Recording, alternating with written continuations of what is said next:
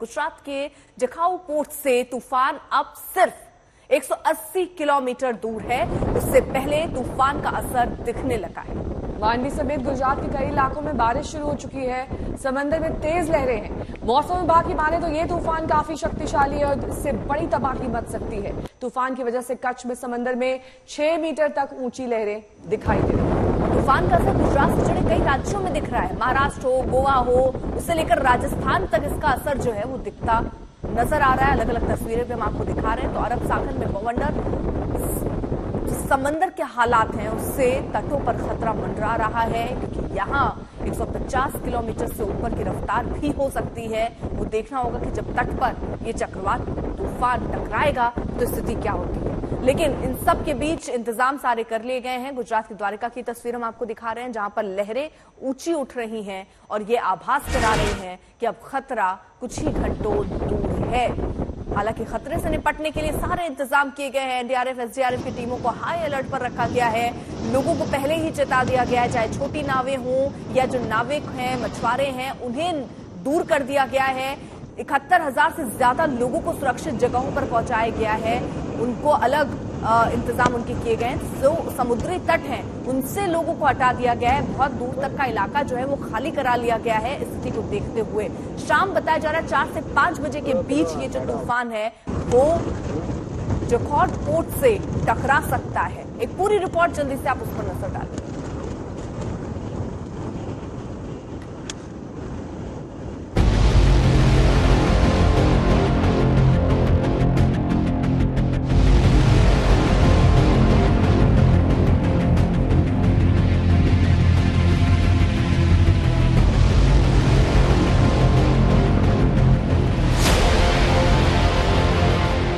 ये गुजरात का मांडवी शहर है, जहां इस वक्त सिर्फ समुद्री हवाओं का शोर है।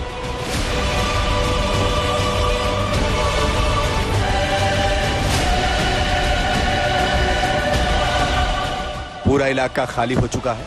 इंसान तो छोड़िए, जानवरों और परिंदों की मौजूदगी भी आपको यहां कहीं नहीं दिखेगी।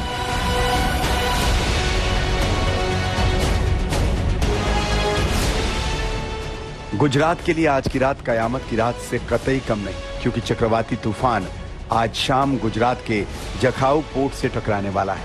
ये तूफान तबाही से भरा हो सकता है और इसका ट्रेलर अभी से तटीय इलाकों में दिखने लगा है।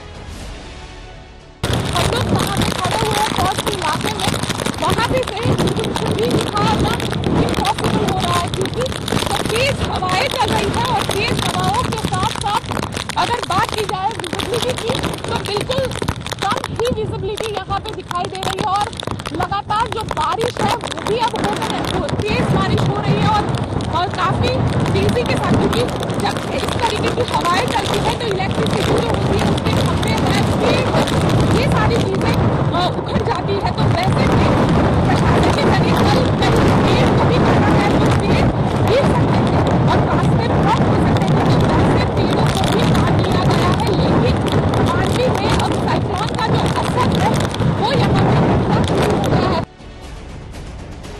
खबर है कि बिपरजॉय तेजी से गुजरात की तरफ बढ़ रहा है। तटीय इलाके और तूफान के बीच की दूरी तेजी से घटती जा रही है। जखाऊ पोर्ट इस तूफान का पहला टारगेट होगा, ऐसा मौसम विभाग का अनुमान है। यानी लैंडफॉल जखाऊ पोर्ट पर ही होगा।